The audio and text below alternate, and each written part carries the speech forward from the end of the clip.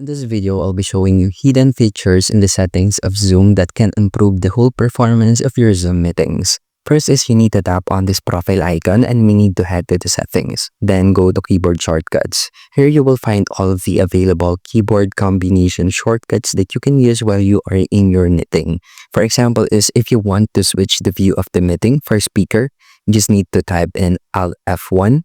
If you want to go to gallery view, you can go for Alt F2. You can also mute and unmute your audio by the use of keyboard shortcut, which is T, Alt plus A. Another one is for your sound. If you are inside a crowded environment or if you are filled with background noises, you just need to head to audio and then scroll down a little until you see the audio profile. Here you need to toggle this on, which is the Zoom background noise removal.